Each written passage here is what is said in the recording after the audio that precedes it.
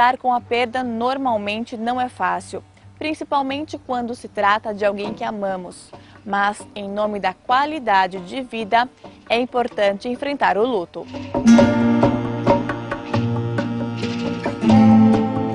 Luto é um processo natural de elaboração de uma perda. E pode ser uma perda de qualquer natureza. A perda de um ente querido, a perda de um trabalho, uma mudança de cidade, a perda de um animal de estimação. É a necessária e normal elaboração dessa perda. E antes de falar do luto, a gente tem que falar de vínculo, que vem questão de você depender de alguém para se sentir segura e protegida. Isso é a unidade do vínculo. Quando eu falo em luto, eu perco essa unidade vincular. E aí a sensação de vazio é terrivelmente avassaladora para quem fica.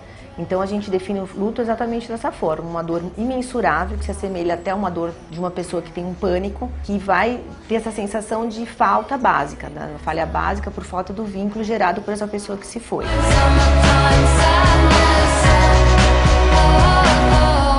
Existem fases de luto? Sim, a gente olha para o luto e imagina que ele tenha um certo caminhar que se divide em 5 fases.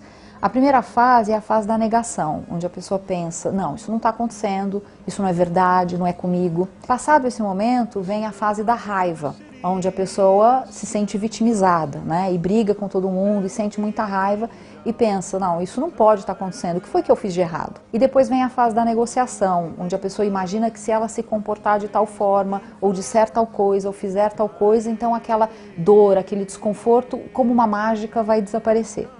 O próximo passo, depois que ela compreende a inevitabilidade da morte, é a tristeza.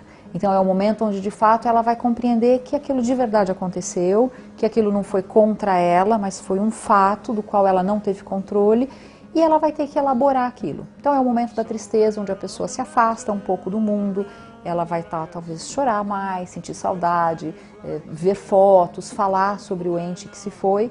E depois disso, a última fase é a aceitação, onde a pessoa então compreende que apesar de muito triste aquela perda, aquilo faz parte da vida, a perda é algo que faz parte da vida. Então ela começa a organizar e reestruturar a vida dela, incluindo a ausência daquela pessoa. O luto por uma morte súbita é diferente de um luto por uma morte esperada? Se você tem uma pessoa doente, a pessoa consegue estar elaborando, não tem como um momento, vai demorar uma semana, 10 dias, um mês, um ano, mas essa morte é certeza. Agora, quando acontece um acidente, uma tragédia, vamos dizer assim, é mais difícil sim da pessoa estar lidando com um luto. Mas isso é uma coisa também que a gente tem que contar. É individual, não dá para generalizar. Existem pessoas que têm uma facilidade de estar lidando com o trágico, né? Às vezes até mais do que essa coisa contínua de estar se libertando da pessoa. É um sofrimento que não tem fim, parece, né? Você fala, não vejo a hora de que ela vá realmente porque está muito dolorido. Então existe a individualidade de cada um, mas tem sim estudos que falam que quando a morte é mais súbita, existe uma dor maior, vamos dizer assim. Dona Selma, a senhora perdeu um filho. Certo. Faz muito tempo? 1 ano e 4 meses. E foi de acidente? De moto, com um carro que atropelou ele, né? Ele era um rapaz jovem, super Jovem, saudável. Cheio de planos. Cheio de planos, comprando uma casa. Uma morte súbita, assim, dói mais? Dói mais. Muito mais. Porque pega você...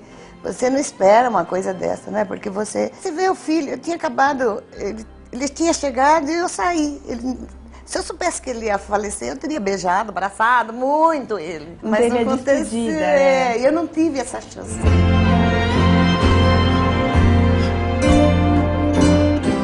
E a senhora manteve alguma coisa dele na casa? Tem, o corredor tá em foto.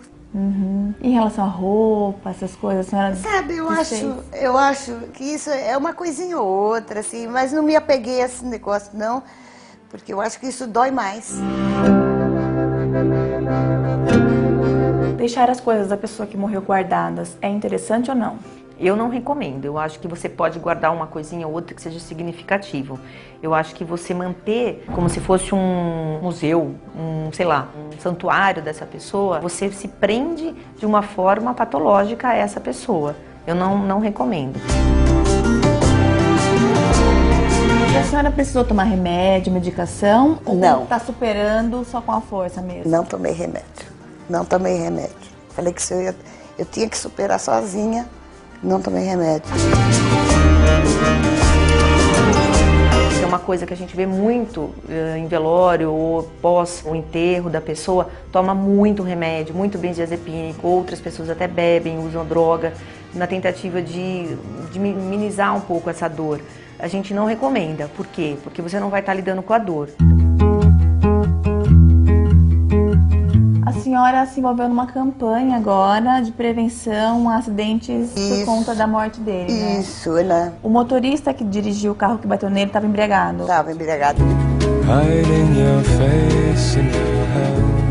O movimento é muito importante, até a gente quando fica sabendo que houve um acidente, que houve uma vítima, a gente fala, entra no site, vá atrás, tem a página Por Quem, que é a foto das pessoas que foram, das pessoas que morreram vítimas de motoristas embriagados, tá lá a fotinho do meu irmão. O que mais que eu posso querer? E pensar que vocês podem ajudar outras pessoas na prevenção com essa campanha conforta? Conforta muito, é o que nos resta, o que a gente quer evitar.